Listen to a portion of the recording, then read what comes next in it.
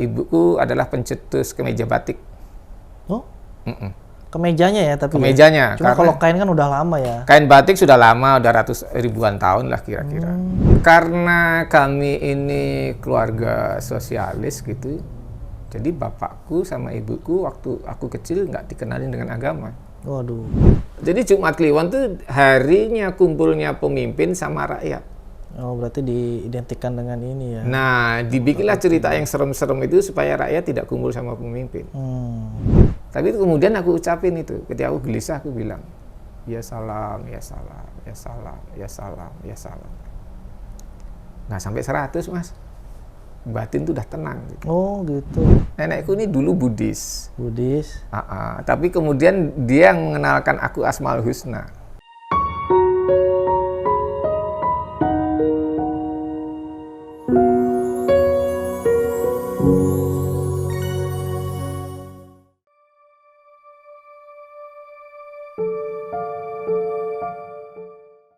Assalamualaikum warahmatullahi wabarakatuh. Apa kabar sahabat wakaf semuanya dimanapun Anda berada, mudah-mudahan masih dalam keadaan sehat walafiat. Alhamdulillah kembali lagi di Wakaf TV bersama saya Hendrik, dan insya Allah kita hari ini masih akan tetap membahas tentang kisah-kisah mu'alaf, dan insya Allah kali ini saya kedatangan tamu yang spesial. Alhamdulillah nih, beliau ini kita undang beliau ini eksklusif ya, karena beliau ini belum pernah atau belum mau tampil di media sosial manapun ya. Tapi tulisan beliau sudah banyak sebenarnya kalau saya baca ya gitu kan. Kemudian di Wakaf TV beliau alhamdulillah mau hadir untuk membagikan kisahnya mencari Tuhan. Wah, Masya Allah. Tadi saya sedikit ngobrol dengan beliau, itu perjalanannya nggak mudah ya. Terlahir dari seorang atau kedua orang tua yang dulunya itu adalah seorang sosialis komunis. Kita tahu ya, sosialis komunis itu tidak percaya adanya Tuhan. Bagaimana seorang bernamanya adalah Koh Ekotan namanya, Ekotan. Bagaimana seorang Ekotan itu dari kecil merasakan tidak pernah diajarkan agama, apalagi dikenalkan Tuhan. Baik itu agama Katolik, Kristen, Hindu, Buddha ataupun Islam. Bagaimana? Dan beliau mencari sendiri Islam sehingga menemukan Islam itu secara utuh, dan menurut dia Islam itu bisa menjadi solusi kehidupan yang selama ini dicari-cari. Dia cari ke Katolik, dia cari ke Hindu, kemudian dia cari Islam, baru menemukan sebuah agama yang benar tuh Islam. Nah, bagaimana cerita lengkapnya? Jangan saya ceritain ya, kita langsung dengar ceritanya dari narasumber kita, Koh Ekotan. Assalamualaikum. Waalaikumsalam warahmatullahi wabarakatuh. Sehat ya? Alhamdulillah. Khair. Masya Allah. Udah lancar ya. Ya taunya cuma itu aja. Koh, kita tadi sedikit ngobrol di belakang tentang perjalanan antum nih. Iya. Bukan mengenal ya, menemukan Tuhan ya. Ya kan, bisa dikatakan seperti itu ya. Iya, mencari Tuhan. Mencari Tuhan dan alhamdulillah menemukannya. Ini kita tertarik sekali dengan kisah kehidupan antum yang dari kecil dengan kondisi kedua orang tua yang sosialis komunis pada waktu itu, sempat masuk ke mana? Tentara pelajar ya waktu itu. Sampai antum tuh menemukan kesempurnaan Islam. Nah, ini kita pengen tahu secara utuh nih kisahnya Koh Eko dari kecil, dari kedua orang tua itu sampai menemukan Islam. Gimana tuh, Koh? Orang tua dulu. Boleh orang tua dulu. Orang tuaku itu dua-duanya multi etnis. Jadi bapakku itu perkawinan Sunda sama Sinhala. Ah, Sinhala apa tuh? Sinhala itu penduduk dari Sri Lanka. Oh. Jadi di sana kan ada mayoritas kan Hindu di sana ya. Yeah. Di sana Hindu sama Islam. Kemudian yang dari Sunda juga gitu kan, campuran antara Sunda dan kemudian Islam gitu. Ibuku adalah Tionghoa dan Champa. Champa itu sekarang jadi Vietnam Selatan, ya kan? Vietnam Selatan. Dan Jawa gitu. Jadi kami ini multi etnis. Iya, iya. Nah, pada waktu mudanya itu bapakku itu aktivis pramuka. Oh. Nah, pramuka yang ada di zaman Belanda itu mayoritas adalah dari PSI, Partai Sosialis Indonesia. Kemudian bapakku itu dari kecil sudah ikut pramuka dan sudah di daerah Banyumas tuh tiap desa itu bapakku kenal. Tahu daerah itu karena setiap Sabtu bapakku mesti bikin persami. Perkemahan Sabtu Minggu. Ya. Jadi bapakku tahu daerah dan kawan-kawannya ya. Dari kelas 3 SD itu sudah pindah-pindah kampung gitu. Nah, itu berguna ketika perang gerilya. Oke. Nah, bapakku tahu tempat. Gitu. Bapakku pernah ngaji. Oh. Bukan ngaji sebetulnya. Kalau belajar baca tulis Quran, baca Quran aja kan bukan ngaji toh. Bukan. Karena dalam bahasa Jawa yang namanya ngaji itu bahasa Inggrisnya itu analisis. Bagus ya bahasanya. Jadi kalau baru baca doang bukan ngaji. Baca. Kalau ikut taklim, majelis taklim nih diceramain, itu juga bukan ngaji. Dengar aja. Iya, jadi kalau dalam bahasa Jawa itu bukan ngaji. Aku lupa istilahnya, tapi bukan ngaji itu. Nah, taklim itu kalau cara gereja itu kan dari kata kirche, bahasa Portugis. Itu dari bahasa Arab, kursi. Oh, pantesan ada kursi ya. Kursi. Itu ya. Statusnya majelis taklim. Belum sampai sholatnya, belum sampai ibadah. Berarti baru ngedenger aja gitu ya. Iya. Iya. Kan di majelis taklim juga kadang-kadang ada apa sih sholawatan segala macam. Nah, di gereja modelnya seperti itu. Seolah-olah sudah sholat itu. Kalau untuk Katolik iya, gitu ya. Katolik maupun Kristen. Jadi kita harus lihat level-levelnya. Oke. Oh, nanti ketemu hitung-hitungan spiritual itu ada 49 level gitu. Oh, itu Nabi Sulaiman ini baru level 7 itu. Gimana kita? Orang tuaku ya kembali. Ibuku adalah anak seorang pengusaha batik di Jogja, Desa Wijirejo, Kabupaten Bantul. Itu adalah pencetus kemeja batik. Oh? Kemejanya ya tapi. Kemejanya. Cuma kalau kain kan udah lama ya. Kain batik sudah lama, udah ribuan tahun lah kira-kira. Terus kemudian juga kain batik bawahan itu kan sudah lama juga. Lama betul. Hanya kemudian ketika diubah jadi kemeja itu kan tahun 67 untuk ulang tahunku gitu. Jadi kemudian karena bapakku nggak percaya kalau itu pertama kali ada kemeja batik, bapakku ke Solo ini, ke tokonya Batik Keris sama Danar Hadi. Ada nggak baju gini? Oh, nggak ada, Pak. Oh, dibawa tuh? Dibawa. Kita berdua pakai baju itu, baju batik. Ada nggak baju gini? Nggak ada, Pak. Sekian bulan kemudian bapakku datang lagi, bareng lagi berdua sama aku. Datang sudah dijual sama mereka. Masing-masing jual 2 kodi, tapi dalam waktu 6 bulan itu yang laku Batik Keris baru 8, Batik Danar Hadi 12 gitu. Itu kan baru pertama kali muncul gitu kan.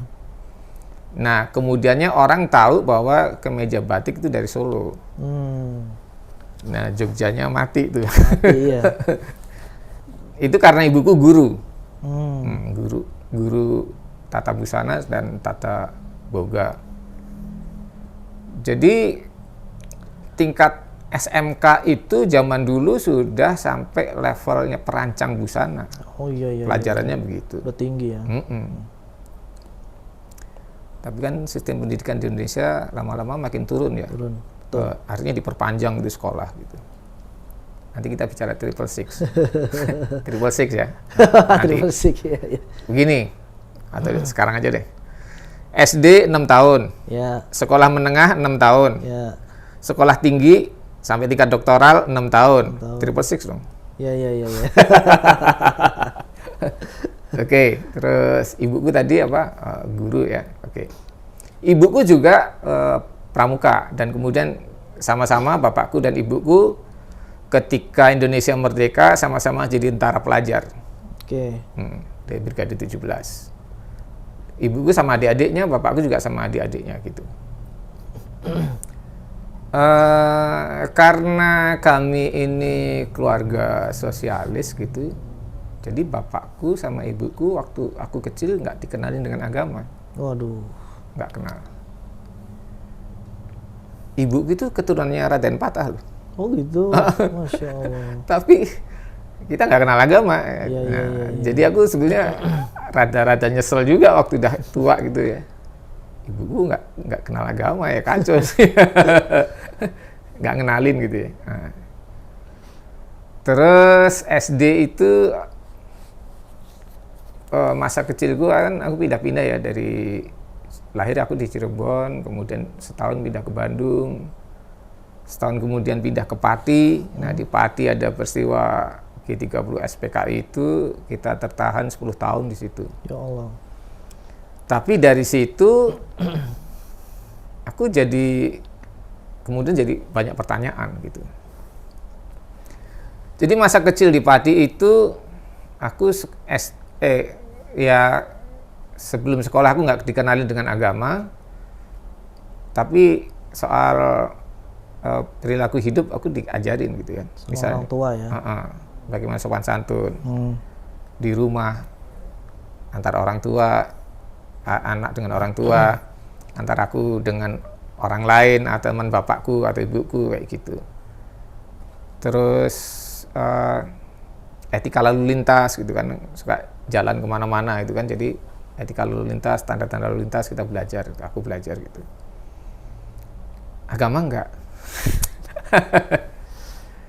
Nah dari peristiwa 65 itu aku ada, jadi pembantu ayahku, ibuku itu namanya Sutarto, orang Jombang atau orang Mojokerto itu. Nah terus pada peristiwa itu dia pulang.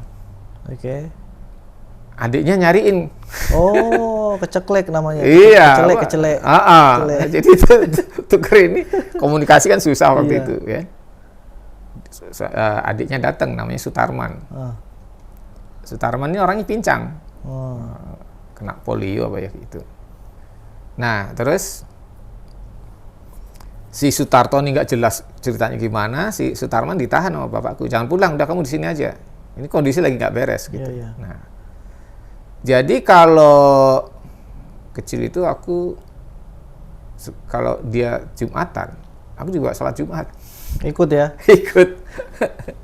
Nah, terus omku juga datang nih. Omku Katolik. Datang. Sore-sore diajak jalan-jalan ke gereja. Terus si pembantu ini ngeliat intensif aku dibawa ke gereja itu sore-sore ya. Pembantu ini ambil langkah lain lagi. Dia jualan es. Bu, ini esnya saya yang jualin gitu. Dia keliling, bawa termos itu, jalan keliling. Aku diboncengin. Masuk ke musola. Di musola itu es dibagi-bagi ke orang-orang. Siapa mau es nih, bagi. Padahal dia yang beli. Dia yang bayar gitu. Yang penting aku dibawa ke musola gitu. Gitu. Nah, terus tuh.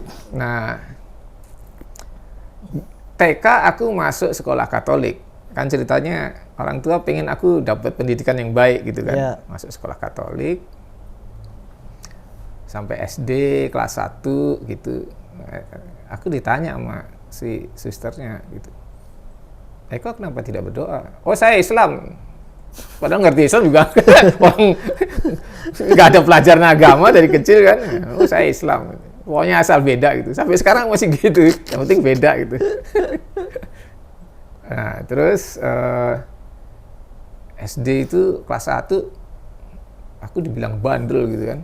Aku nggak naik kelas. Nggak naik kelas, sama ibuku dikeluarin. Pindahin SD negeri di belakang rumah. Kalau tadi sekolah Katolik di sebelah barat rumah. Nah, ini di belakang rumah. Nah, di situ aku agak tertib tuh. Karena ada orang yang aku takutin. Ada premannya lah itu. Kelas 1 SD. Begitu aku naik kelas 2, aku yang jadi preman, dia yang takut sama aku. Kelas 3, kelas 2 itu aku kemudian ikut pramuka di kabupaten, karena rumahku sebelah sama kabupaten. Terus Pembinanya adalah Pak Tukijo Hawi. Nah, dari situ terus siaran tuh di radio PTDI. Oh, PTDI. Sekolah Islam itu ya, Perguruan Tinggi Dakwah Islam ya. Iya, betul. Di Pati. Nah, di situ terus ikut pramuka sampai aku SD semuanya sampai di Jogja itu kan, kemudian pindah Jogja. SMP pramuka sampai lulus SD. Siaran di radio PTDI, di Jogja siaran radio juga kelas 5 SD. Terus habis itu udah bubar.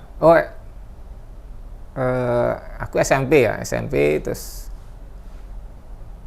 di Purwokerto. Jadi SD aku kelas 4 sampai di Pati itu sampai kelas 4, terus pindah Jogja 2 tahun. Dari Jogja pindah Purwokerto. SMP-nya aku di Purwokerto sampai selesai. SMA ke Jakarta. Gitu.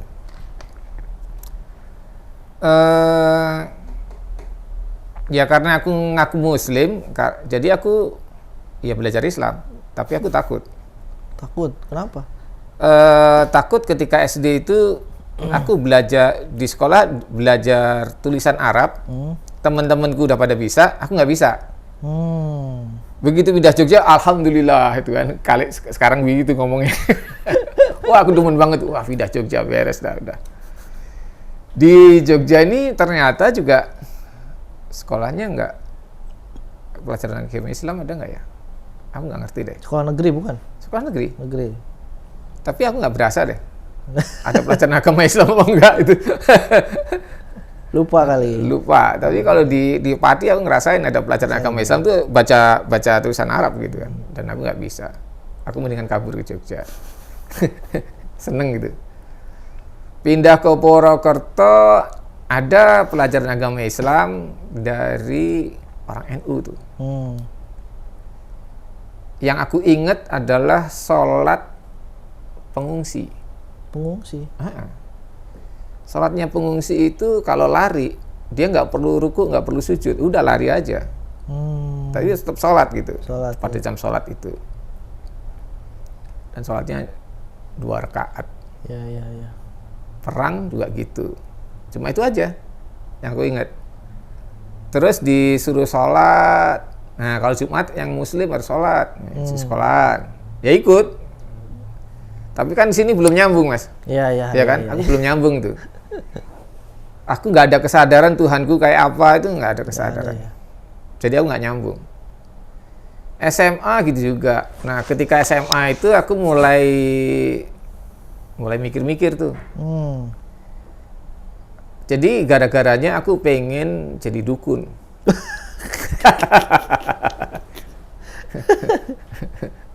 Tahu bedanya dukun sama tukang? Dukun sama? Bedanya dukun sama tukang? Nggak tahu. Dukun itu orang yang bisa menyelesaikan masalah tanpa alat ukur. Kalau tukang? Kalau tukang, orang yang bisa menyelesaikan masalah dengan alat ukur. Tukang jahit ada alat ukurnya, tukang bangunan ada alat ukurnya, ya kan? Kalau dukun nggak ada tuh. Oh, dukun nggak ada alat ukurnya. Tapi sekarang udah mulai, dukun bayi itu ada alat ukurnya, Mas. Oh, bukan 1, oh bukan 2 gitu. Ada alat ukurnya sekarang. Dulu nggak ada. Modern ya.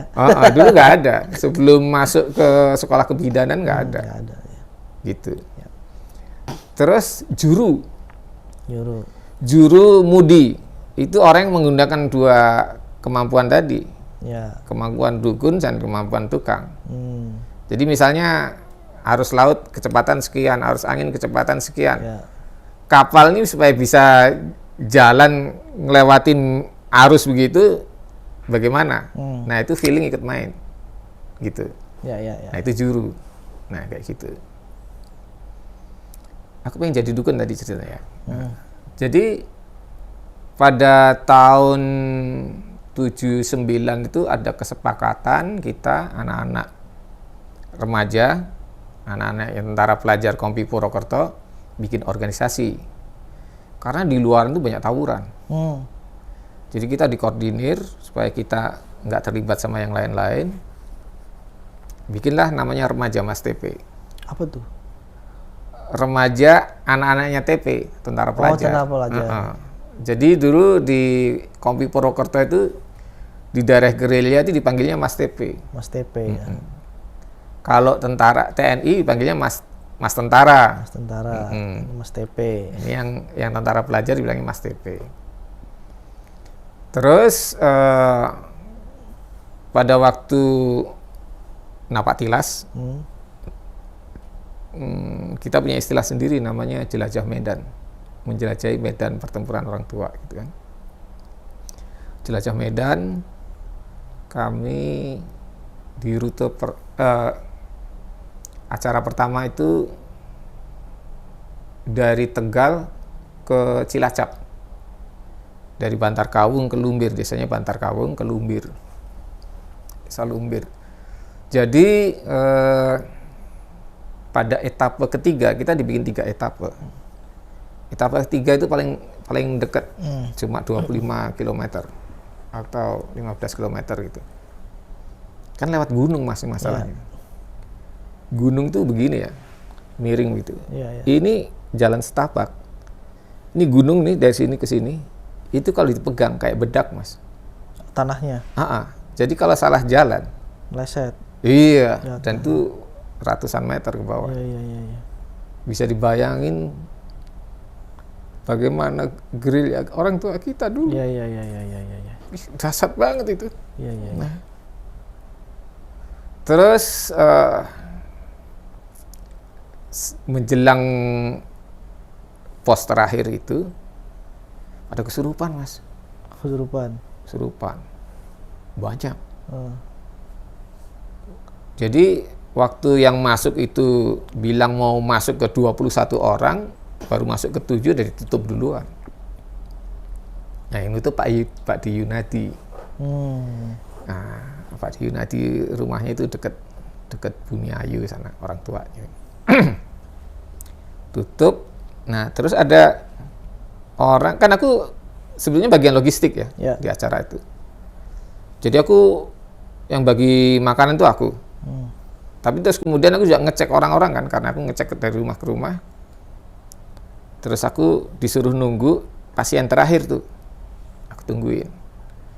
Pakai gelas, di situ ada 3 lembar sirih dan 5 butir beras. Aku nungguin sampai pagi, Mas. Itu yang namanya sirih bisa hilang sama beras. Padahal aku ngadepin begini. Ini beras hilangnya kapan? Di mana itu kan? Aku melototin begitu kan? Kan mesti kalau ada yang ngambil kan kelihatan dong. Kelihatan ya. Secara fisika gitu kan. Ya kelihatan dong. Ini nggak kelihatan tiba-tiba hilang gitu. Kan aku ngitung tuh. Kok kayaknya berkurang ya? Aku hitung, tadi kan 5. Kok sekarang tinggal 3 itu. Nah. Akhirnya aku pengen belajar itu, menyembuhkan orang-orang seperti itu. Karena jelajah medan kan bukan cuma sekali gitu. Sering ya. Nah, aku minta pengen jadi muridnya Pak Di Yunadi itu dan setahun didiemin aja. Akhirnya aku diterima dan aku belajar itu waktu masih SMA itu. Aku belajar selama setahun, jadi sebulan sekali kumpul gitu. Pas malam Jumat Kliwon. Wah. Selama ini orang Indonesia kalau ngomongin Jumat Kliwon kayaknya serem banget gitu ya. Iya. Padahal enggak tuh Mas, yang bikin serem itu penjajah. Iya. Jadi Jumat itu artinya kumpul tuh. Iya, jamaah. Kliwon itu artinya pemimpin. Bahasa Jawa itu ya? Iya. Jadi Jumat Kliwon itu harinya kumpulnya pemimpin sama rakyat. Oh, berarti diidentikan dengan ini ya. Nah, dibikinlah cerita yang serem-serem itu supaya rakyat tidak kumpul sama pemimpin. Gitu. Itu sejarahnya ya? Iya. Oke. Nah, terus Jumat Kliwon datang ke sana sampai aku dapat 11 jurus. Boys. Jurus dasar yoga itu. Yoga. Jurus dasar yoga. Supaya punya kemampuan spiritual gitu. Jadi kemampuan spiritual itu dasarnya dari gerakan fisik. Nah, nanti ada hubungannya sama sholat. Oh iya. Aku cerita sholat nanti.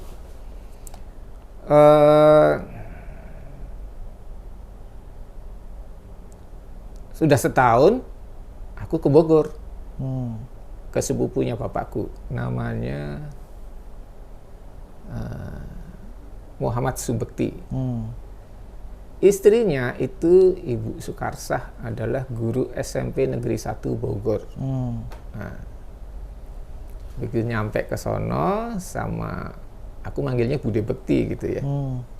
Jadi di Remaja Mas TP itu ada kesepakatan manggil orang itu Pak D sama Bude, manggil orang tua gitu ya. Manggil orang tua kita itu Pak D sama Bude. Dilarang manggil Om sama Tante. Udah larangan keras tuh.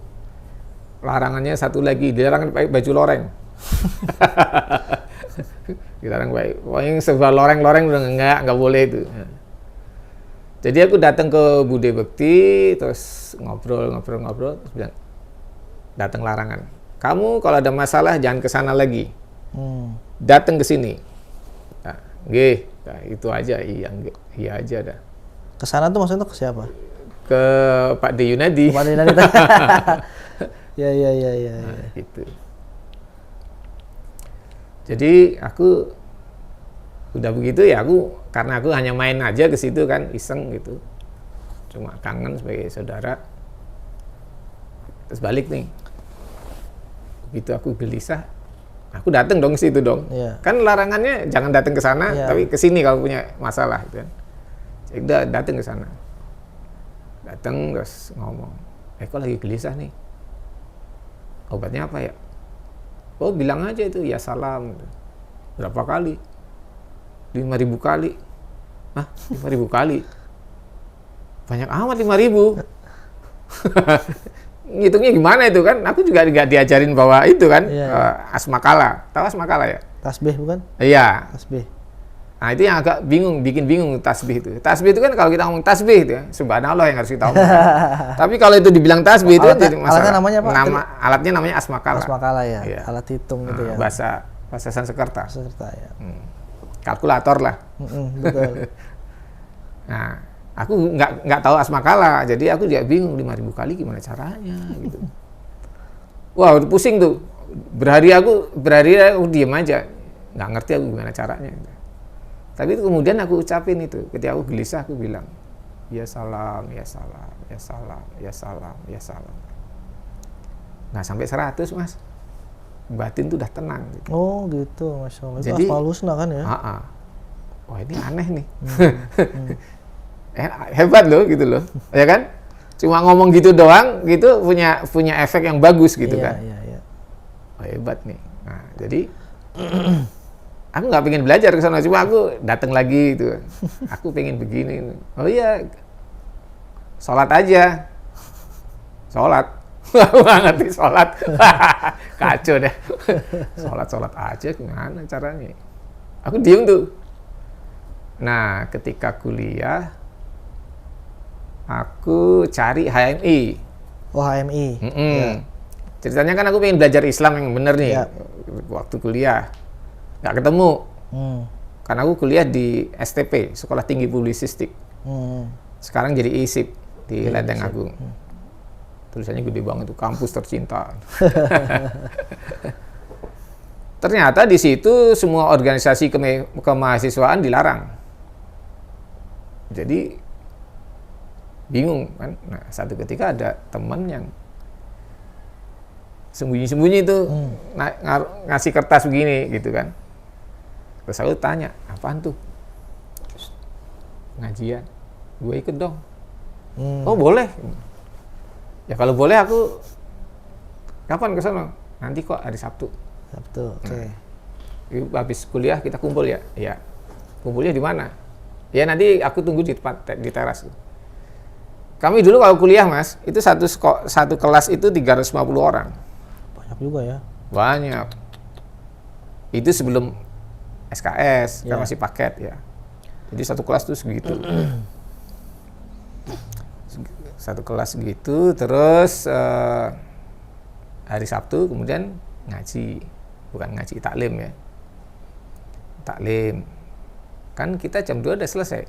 Jadi datang ke rumah itu, ngobrol.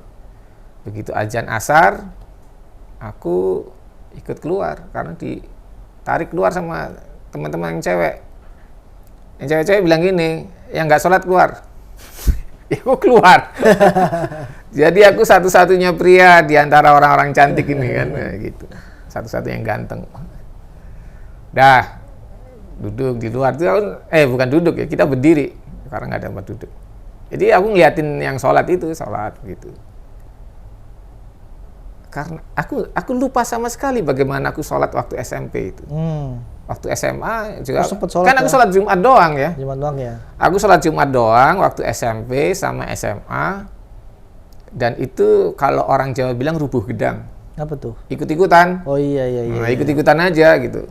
Wudhu juga ikut-ikutan sambil ngelirik-ngelirik samping gitu kan. Aku lupa sama sekali itu gitu-gituan. Nah, jadi aku ngeliatin mereka yang sholat 4 rakaat gitu. Oh gitu sholat ya. Oh gitu, oke gitu. Ya cuma gitu aja kan.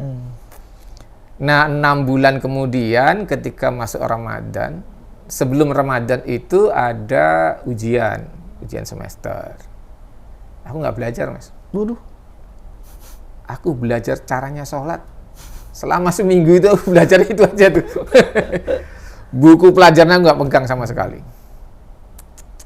Luar biasa. Begitu selesai ujian semester, itu masuk Ramadan. Puasa, libur sekolah. Iya benar, sebulan gitu ya. Libur sekolah, aku sama teman-teman yang sewa rumah itu, tempat pengajian itu, ngomong begini, kok kami mau pulang kampung. Kamu bisa jaga sini, rumah. Oh bisa, aku bilang gitu. Jagalah aku di situ. Sendirian mas. Dan di situ pula aku mulai sholat. Sendirian tuh sholat? Iya, di rumah itu. Kenapa mau sholat waktu itu? Kenapa mau sholat waktu itu? Ya karena aku udah belajar ngeliatin orang sholat waktu taklim itu kan. Berarti masih ikut dalam rangka itu kan bukan itu? Udah enggak. Udah enggak ya? Aku udah bisa sholat sendiri. Kenapa mau sholatnya itu? Cuma karena ngeliat orang sholat atau terketuk hatinya atau gimana itu? Aku pengen sholat itu. Langsung aja tuh. Aku pengen sholat dah gitu aja. Karena aku dari sebelum-sebelumnya udah ada kata-kata yang berkhasiat gitu ya. Kata-kata yang ajaib gitu. Kata-kata yang punya kekuatan gitu. Ada ya salam, ada ya jabar gitu kan. Jadi itu membuat aku, wah ini hebat nih. Terus kemudian ada waktu awal kuliah itu kan aku juga ribut sama abang kelas gitu. Abang kelasku nih dan 3. Aku cuma belajar pramuka. Silat nggak pernah, ya kan? Karate nggak pernah gitu. Ngadepin dan 3 yang badannya keker gitu. Ada 2 temanku satu kelas juga badannya dia jago silat juga, jago karate. Jadi aku bingung. Aku ngadepinnya gimana? Aku inget-inget waktu itu. Karena aku cari sesuatu ya. Alat bela diri aku nggak ada, kemampuan nggak ada. Yang aku cari doa. Oh. Aku ingat Asmaul Husna. Oke. Kok Asmaul Husna? Di juz amma itu di halaman akhir ada Ikhlas. Al-Falaq sama Anas. Oh, Anas. Ya. Aku baca, Mas. Bismillahirrahmanirrahim. Qul a'udzu birabbin nas, al-hinas. Enggak ada rasanya, Mas. Bismillahirrahmanirrahim. Qul a'udzu falaq min syarri ma khalaq. Enggak ada rasanya. Enggak ada rasanya. Aku salah baca kali ya. Aku baca nih terjemahannya. Ngomongnya apa? Kul. Katakan. Jadi aku salah baca di situ. Jadi aku harus baca a'udzu birabbin nas sampai selesai, a'udzu birabbil falaq sampai selesai. Aku kerjain itu, Mas. Itu aku belum salat ya. Iya. Itu awal-awal kuliah. Waduh, rasanya tenang aku, Mas. Rasanya aku punya kekuatan. Karena tadi baca surat An-Nas. Jadi kalau tadi cuma Asmaul Husna, sekarang ada doa. Wah, Masya Allah. Itu SMA ya? Enggak, kuliah. Oh, kuliah itu ya? Awal kuliah. Awal kuliah. Nah, ketika menjelang ujian semester, aku baru belajar sholat. Gitu. Karena sudah ngerasain, ini hebat ini agama. Ya. Gitu loh. Masya Allah. Ya kan? Ini agama hebat gitu loh. Makanya aku terus pengen sholat. Gitu. Ketika sholat, badan tuh rasanya beda, Mas. Oh. Masya Nah, Allah. nanti aku buka rahasianya. Iya, ada rahasianya itu. Siap. Oke, nah, jadi aku selama sebulan aku di situ, satu ketika mentorku nih kemudian namanya Pungkut Anan Lubis, dia terakhir jadi wartawan Suara Karya. Nah, aku sholat Jumat, tiba-tiba ada yang ngasih salam itu dari sebelah kiri, selamat ya. Hah? Ternyata dia gitu kan, si Pungkut nih. Nah, Pungkut terus dibilang gini, nanti kalau kamu pengen pulang ke rumah, silakan pulang ke rumah, tapi balik lagi ke sini. Oh iya, oke. Di rumah itu aku malam likuran, Mas. Malam likuran. Aku tidur kan sama kamarku gelap. Aku nggak gelap nggak bisa tidur. Ya. Ya kan? Dari aku SD dah begitu. Itu cahayanya ada tiba-tiba cahaya putih terang gitu. Kakiku aja nggak kelihatan. Itu satu ruangan tuh tempat tidur, kamar tidur itu putih terang benderang gitu. Terus lama-lama redup, kelihatan cuma di sininya aja nih, sudut-sudut gitu ada kayak ambience gitu kan. Ya. Terus ada yang masuk nih dari kamar, dari pintu nih. Pintu nggak kebuka, nembus aja gitu. Ya, kayak Pangeran Diponegoro kayak itu apa, Imam Bonjol gitu, masuk pakaiannya seperti itu. Terus bangunin aku. Nah, aku ngeliat tapi dari sini. Aku ngeliat badanku lagi dibangunin, kok sholat. Gitu. Itu belum sholat tuh ya waktu itu ya? Udah, Mas. Udah sholat. Itu yang bulan Ramadan itu. Ramadan itu ya. Terus? Itu Ramadan tuh bulan pertama aku sholat itu. Sholat ya. Nah, artinya sholat dengan Hati. dengan batin ya, Ya. dengan secara spiritual gitu. Jadi begitu aku bangun gelap semua, tidak seperti yang aku lihat secara batin tadi kan, Gelap, terang malam. benderang iya. Nah, tapi aku sholat tuh.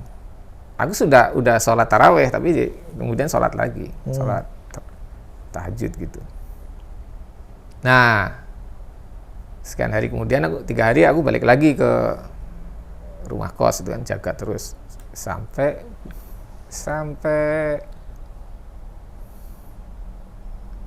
sholat Id.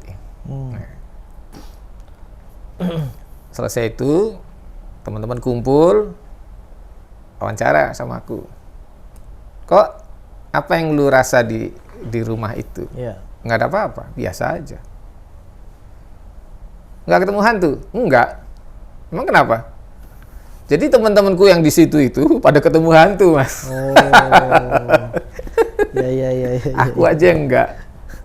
Sendirian loh. Mereka rame-rame ketemu hantu. Iya. Gitu loh.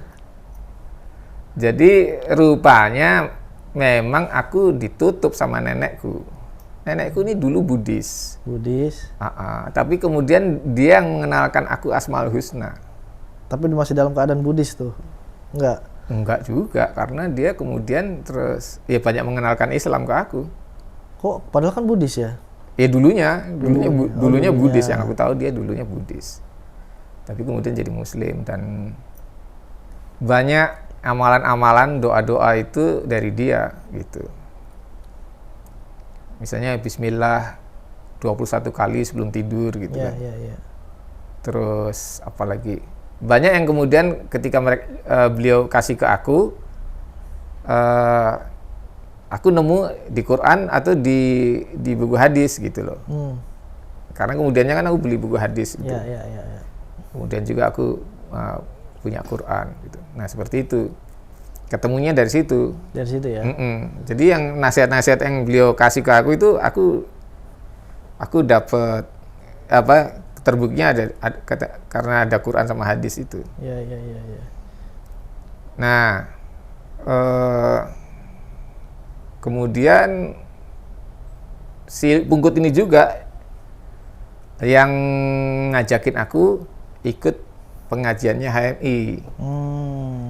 Masuklah di komisariat, bukan, rayon PGT. Petamburan, Grogol, Tomang. Nah, masuk situ. Awalnya sih masih ngaji di Lenteng Agung. Tapi kemudian ada yang ngajak aku jalan. Anak Cijantung, anak tentara. Kau ikut gue yuk. Mana? Udah jalan-jalan aja. Ya udah gitu. Jadi HMI waktu itu terbelah dua, Mas. Ada HMI yang pro Pancasila, ada yang anti asas tunggal Pancasila. Nah, aku diajak nomonin yang anti asas Pancasila, asas tunggal ya, anti asas tunggal Pancasila. Kita tidak nolak Pancasila, yang kita tolak adalah asas tunggalnya itu. Dan itu mainannya Amerika itu, untuk nyatiin Soeharto. Iya. Ada 3 poinnya, bahwa asas tunggal Pancasila, bahwa pembangunan nasional, dan mengangkat kembali Soeharto jadi presiden. Oke. Nah, ada yang aneh pada tahun 1987 itu diumumkan oleh pemerintah hari ini akhir Ramadan, lusa Idul Fitri. Kok gitu ya? Jadi habis akhir Ramadan ada tanggal 0 Syawal. Itu aku mulai ngerasa aneh-aneh itu di situ. Oh, ini ada yang aneh ya, gitu, dengan pemerintah kita. Gitu. Jadi aku mulai kritis. Kok pemerintahku begini ya, gitu. Nah, kayak gitu. Pencarian Tuhan. HMI. Terus apa lagi? Nah, kemudiannya aku ikut majelis zikir. Aku cari itu. Aku ngaji dulu. Jadi aku ngaji dulu di tahun 2000 itu di Manggarai. Di Manggarai. Di Manggarai itu aku dimarahin sama ustazahnya. Dia bilang, kamu nih setan ya. Catat itu, ayat-ayat itu digoreskan di hatimu. Nah, akhirnya aku keluar, Mas, dari situ karena aku dipecat dari situ. Karena aku setan. Ternyata benar, Mas, aku setan, Mas. Oh gitu. Iya. C itu tan. Jadi di Indonesia ini C paling besar, marga. C itu marga. Ada marga tan, marga lim. Oh, itu bahasa ini ya? Bahasa Cinanya C, gitu. Ya? Jadi aku Tan setan. itu marga ya? Iya.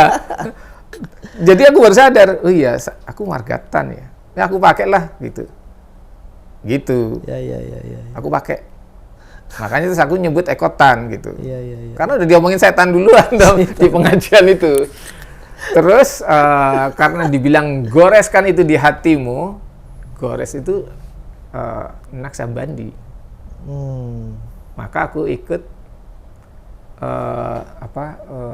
majelis zikir Naksabandiyah dari Profesor Kadirun Yahya. Yang itu pernah aku pingin waktu SMA. Jadi aku pengen sekolah filsafat gitu ya. Wah, ini bagus nih. Nama perguruannya Budi apa ya? Budi, lupa aku. Pancabudi di Medan. Tapi mikir ke Medan jauh bener ya, aku nggak punya saudara sono. Akhirnya aku batal. Tapi ternyata si Profesor Kadirun Yahya punya pengajian itu di sini. Naksabandi itu. Nah, aku diajak sama keponakanku, terus aku ikut, tapi kemudian sampai batas tertentu aku nggak kuat jalan ya, karena dari rumahku di Cipinang ke dekat Parung sana itu, di Curug itu jauhnya 50 kilo, Mas, dan aku naik sepeda. 50 kilo itu naik sepeda loh, bukan naik kendaraan ya, kan naik kendaraan umum lebih jauh lagi. Iya. Naik sepeda itu 50 kilo. Curug. Curug ini Tangerang. Iya. Itu mau deket rumah saya. Curug Topik. Iya, tahu. Jadi kalau dari Depok, ini jalan yang Ciputat Parung, Ini namanya Bojong Sari. Ke selatan 350 meter belok kanan, namanya Curug Topik. Iya. Nah, ke dalam juga sekitar setengah kilo kali. Nah, seperti. Jadi aku ke situ. Nah, di situ kebawa lagi nih omongannya Bung Karno. Sampaikan Islam secara sains. Ketemunya di situ, Mas. Wah, mantap itu. Karena Profesor Qadirun Yahya ini guru besar fisika dan kimia di USU, Sumatera Utara. Iya. Jadi di pengajian-pengajian itu dibahas itu secara ilmiah Islam. Nah, apa istimewanya sholat? Nah, itu Mas. Jadi dalam tubuh manusia itu, kata Nabi, perlu disedekahi. Ada 360 tulang yang harus disedekahi. Terjemahnya 360 sendi ya. 360 tulang yang harus disedekahi. Sedekahnya itu dengan wirid. Subhanallah, alhamdulillah, Allahu akbar, la ilaha illallah. Jadi kalau dalam tahun 60-an itu pernah diteliti di Amerika. Jadi ternyata itu yang kemudian itu penggabungan ilmu fisika dan ilmu psikologi. Maka muncul ilmu namanya metafisika. Itu untuk S2. Yang lulus dari situ namanya paranormal. Jadi tidak semua orang bisa disebut paranormal. Iya. Dia harus lulus S2 psikologi dulu. Berarti yang itu dukun ya? Nah, di Indonesia kalau dukun dibilang paranormal gitu kan. Belum tentu juga gitu loh. Ini kan kacau di Indonesia nih. Ya, jadi tubuh manusia ini kan ada listriknya. Iya, betul. Besarannya 0,8 volt. Salurannya ada lewat saraf. Nah, saraf itu punya pintu keluar. Ya, ada 360 di seluruh tubuh kita. Nah, pintu keluarnya itu dia listriknya memancarnya begini, dia muter gitu. Kayak jadi muternya begini terus. Tapi dia juga goyang-goyang begitu. Dan itu punya kutub utara, kutub selatan. Ya kan? Nah, kalau orang nggak sholat, kutub utaranya itu macam-macam, ada yang ke sana, ada yang ke sana, ada yang ke sana, ada yang ke sana, ada yang ke sana gitu kan. Sholat itu dengan gerakan yang begini itu membuat kutub utaranya semuanya sama arahnya. Sehingga orang yang sholat badannya sehat. Sehat ya. Itu ilmiah itu ya. Oh iya. Iya, Masya Allah. Berarti memang kalau misalkan kita ngikutin aturannya Islam, hidup kita pasti sehat, pasti bahagia. Sehat. Nah, gitu ya. Ketika kita sujud, nah jadi di yoga itu kan ada yang kita kepalanya di bawah, terus kita berdiri, kakinya di atas gitu. Iya. Ya kan? Kepala di bawah, kaki di atas. Nggak usah sampai begitu. Sujud aja waktu sholat itu sudah membuat darah itu ngalir ke otak. Nah, ketika darah ngalir ke otak, orang tuh cara berpikirnya jadi bagus. Ya, betul. Gitu loh. Hebat nggak? Hebat banget, Masya Allah. Hebat itu Islam itu. Masya Allah. Nah, jadi kok kalau misalkan, bukan misalkan ya, tadi coba saya mau kembali ke pembicaraan Ko yang tadi di belakang tadi tuh. Belakang atau belakang, di awal sama di tengah. Ko itu kan menemukan Islam itu mencari-cari gitu ya. Tadi Hindu, Katolik gitu kan. Nah, kenapa Ko tuh nggak nemuin di Katolik ataupun Hindu apa yang ditemukan di Islam gitu? Tadi emang sebenarnya apa sih yang Ko cari gitu di dalam kehidupan itu? Karena kan selain Tuhan ya, tentu agama itu kan pasti kan ada Tuhan gitu kan, atau di dunia kan ada Tuhan. Nah, waktu itu nyarinya apa? Apakah cuman ketenangan? Apakah cuman arah atau gimana gitu? Sehingga wah di Katolik ini nggak ada, di Hindu nggak ada, tapi di Islam ada. Gitu. Aku memang mencari ketenangan. Ketenangan ya. Ketenangan hidup dan ketenangan nanti kan ada hidup sudah mati. Aku tahu itu karena gaul aja, karena ngobrol-ngobrol gitu kan. Dari kecil juga ngobrol sama orang kan banyak gitu, sama teman-teman gitu. Nah, ada teman yang Islamnya bagus, ada teman yang Kristennya bagus gitu kan. Nah, di situ kan kita juga nyari-nyari itu. Dari pencarian tuh orang tuh yang enak tuh hidup tenang. Ya. Karena orang Jawa, orang Cina itu hidupnya tenang-tenang. Yang bisa bikin tenang apa? Yang bisa bikin tenang adalah filsafat hidup. Filsafat hidup. Nah, filsafat hidupnya dari mana? Nah, dan filsafat hidup itu ada awalnya, ya kan? Awalnya adalah Tuhan yang ngasih filsafat hidup itu. Nah, ketika aku baca atau ngobrol soal agama dan aku tidak menemukan filsafat hidup yang pas gitu, aku mundur, Mas. Dari awal aku udah mundur. Ini kok orang ngomongnya nggak pas buat aku. Memang kalau secara umum ya, Mas, karena Nabi itu bilang bahwa umatnya Nabi Musa itu harus pikirannya terpecah jadi 71 golongan, umat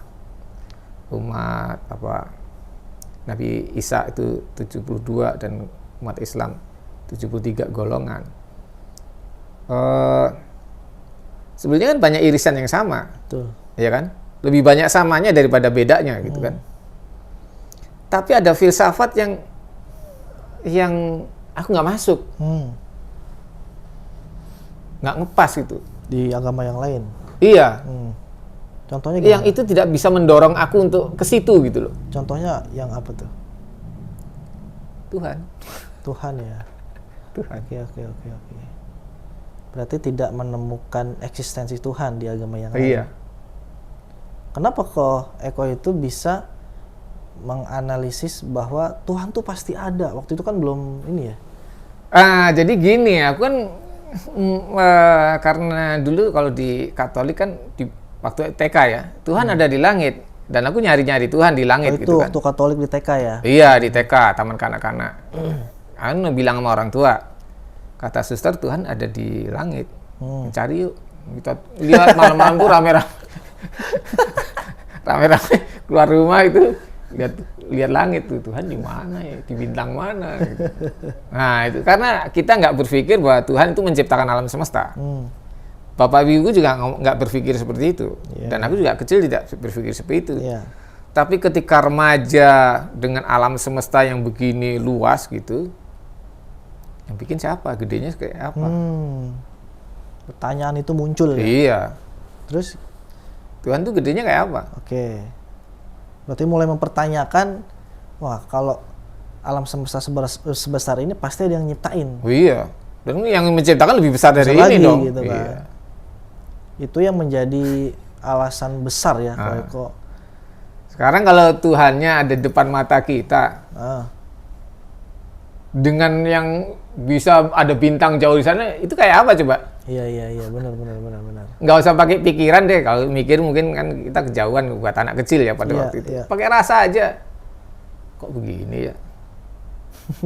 Kan nggak nyambung kitanya. Iya. Secara sederhana aja nggak nyambung gitu loh. Iya. Nggak usah dipikir-pikir. Kalau nanti dipikir ada lain lagi nih. Pakai Asmaul Husna juga. Iya. Dan aku bisa dikafir-kafirin gara-gara itu. Iya. Menantu kan ustadz. Menantu ustadz. Jadi aku bilang, Tuhan itu ruang, waktu, dan energi. Wah, Bapak nggak bisa nyamain Tuhan sama gitu, Pak. Yang nyamain siapa? Siapa yang bisa menyamai ruangan? Nggak ada. Siapa yang bisa menyamai waktu? Nggak ada. Siapa yang bisa menyamai energi? Nggak ada. Itu Tuhan sendiri yang ngaku loh. Ketika Allah menyatakan dirinya Akbar, besar kecil itu nama ruangan. Ukuran ruang, bukan ukuran, nama ruangan. Itu artinya ruangan. Dan alam semesta itu yang bintang-bintang dan segala macam itu ada dalam satu ruangan. Ya, apa namanya? Ruangan itu tidak terbatas. Iya. Jangan kalau kita ngelihat ruangan ini, kita ada rumah, terus kita keluar di lapangan begitu, terus nanti ada batas lagi di sana. Nggak gitu. Ruangan itu tidak terbatas ya? Ruangan itu Tuhan sendiri. nggak ada batasnya. Ya. Ketika Allah menyatakan aku awal dan akhir, itu adalah proses. Itu waktu.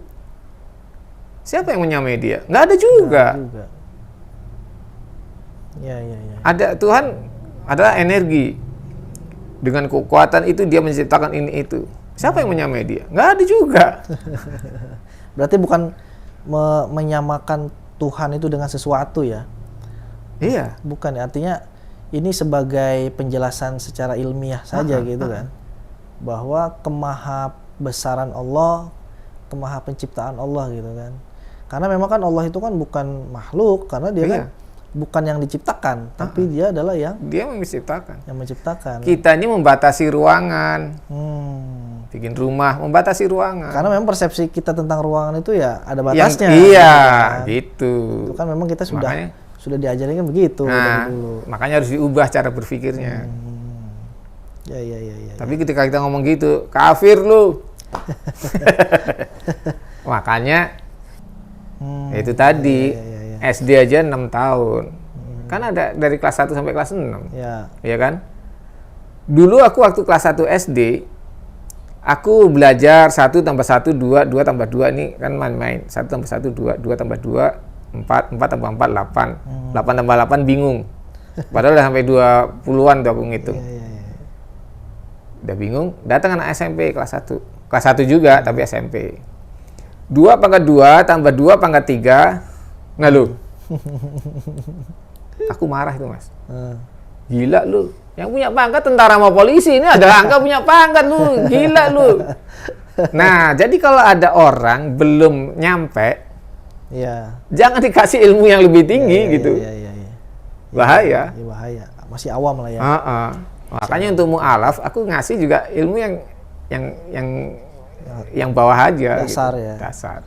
Berarti kalau Eko itu menemukan eksistensi Tuhan itu di Islam gitu ya. Ketika belajar di Islam, wah kayaknya Asmaul Husna itu kuncinya. Asmaul Husna itu ya. Wah, Masya Allah. 99 nama itu ya. Sebetulnya lebih. Ada yang bilang lebih. Ada yang bilang lebih gitu ya. Karena riwayatnya kan berbeda-beda ya. Ulama-ulama itu berbeda-beda ya. Nah, Asmaul Husna itu kan ada orang yang nyatetnya namanya sama itu. Jadi kalau aku pernah nemu Asmaul Husna itu yang 99 itu beda semua perannya. Tapi kemudian ada yang perannya sama. Ada 2 atau 4 nama itu yang sama. Perannya sama tapi namanya beda gitu. Namanya beda ya. Berarti saya mau tanya nih. Orang tua Ko Eko waktu itu kan sosialis ya, tapi udah sempet syahadat belum? Aku nggak tahu, tapi ketika bapakku menjelang meninggal dia belajar sholat. Ya. Dia belajar baca Quran, baca tulisan Arab gitu kan. Karena mungkin yang dia bilang baca Quran tuh baca tulisan Arab gitu. Kalau aku nggak gitu, aku tidak mengutamakan bahasa Arabnya. Jadi aku mengutamakan kalau orang belajar Islam atau mu'alaf itu, tolong baca Quran terjemahannya dulu. Sampai khatam beberapa kali. Supaya ngerti gitu loh.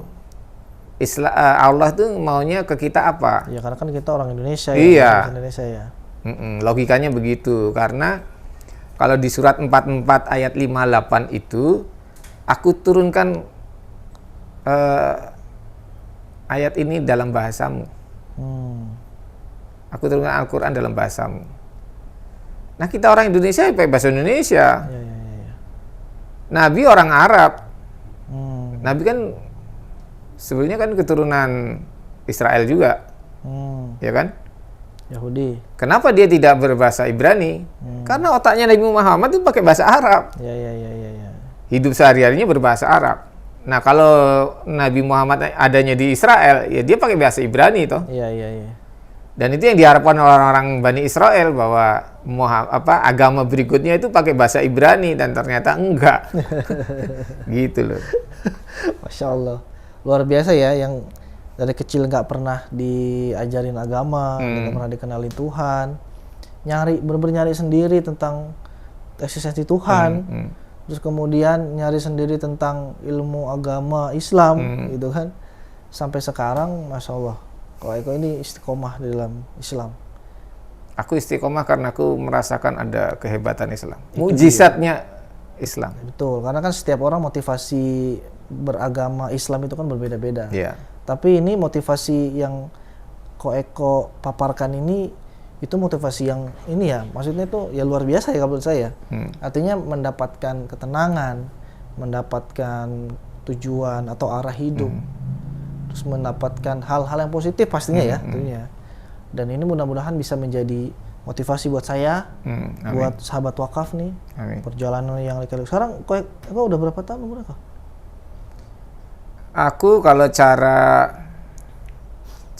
Kristen, Cara Kristen. iya, aku lahirnya tahun 1961. Itu kan cara Kristen. Iya. Ya kan, sekarang tahun 2023. Iya. Itu kan kalender Kristen. Iya. Jadi kalau pakai kalender Islam, aku kan lahirnya bulan Muharram, tanggal 17. 17 Muharram. Tahun 1378. 1378. Sekarang sudah 1445. 1445. Udah 67. 67 tahun. Masya Allah, masih segar bugar. Tadi kesini juga naik sepeda, saya lihat. sepeda. Ya. Masya Allah. Masya Allah, Ko Eko, terima kasih. Oke. Jazakallah khair Sama-sama. atas berbagi atau sharing kisahnya. Mudah-mudahan saya dan sahabat wakaf bisa mendapat manfaat, Amin. dan juga motivasi Amin. untuk bisa menjalani hidup ini dengan lebih baik. Amin. Terima kasih kok. Yuk. Masya Allah, sehat-sehat. Amin. Siap. Amin. Sama-sama ya. Amin. Sahabat wakaf, Masya Allah luar biasa tadi pemaparan Ko Eko tentang kisah perjalanan hidupnya mencari Tuhan. Dan beliau juga menemukan Tuhan itu nggak kayak kita sebagai seorang muslim dari kecil, atau bahasanya itu muslim turunan gitu kan. Tapi Ko Eko itu bisa dikatakan muslim tanjakan, yang mana dia itu menemukan Tuhannya itu dengan susah. Bukan maksud Allah itu menyusahkan Ko Eko, tapi di situ Allah ingin memberikan keutamaan mungkin ya untuk beliau, agar apa? Agar beliau itu mengenal Tuhan itu atau mengenal Allah itu dengan benar ya. Kalau kita belum tentu kita mengenal Tuhan itu dari kecil. Artinya benar-benar mengenal gitu ya. Siapa Allah itu, perannya Allah itu apa, eksistensi Allah itu seperti apa dan sebagainya, belum tentu. Tapi Masya Allah, beliau ini sangat luar biasa. Sahabat wakaf, mudah-mudahan mendapatkan motivasi dan inspirasi dari konten kita ini. Jika memang ada kebermanfaatan dari konten kita ini, kami sarankan Anda untuk share, kemudian like, komen, dan juga subscribe channel Wakaf TV ini agar kami bisa memberikan konten-konten yang bermanfaat terus-menerus untuk sahabat wakaf semuanya. Terima kasih. Assalamualaikum warahmatullahi wabarakatuh. Kali ini kita sedang berperjalanan menuju Desa Berungai, Desa Semontai, Kecamatan Sepauk. Alhamdulillah tadi kita dari Kabupaten Sintang setelah melakukan perjalanan selama 3 jam, dan kondisi jalannya ya seperti ini. Seperti para wakil semua lihat bahwasanya rintangannya ya ini jalan yang berlubang.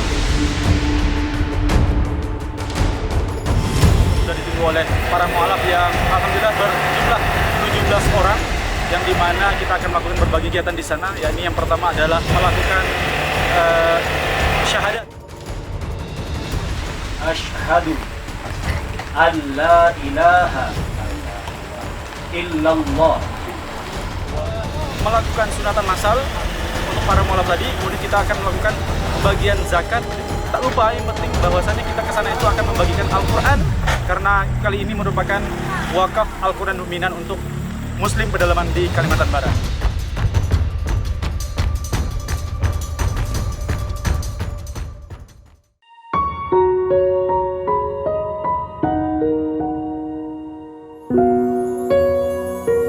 Thank you.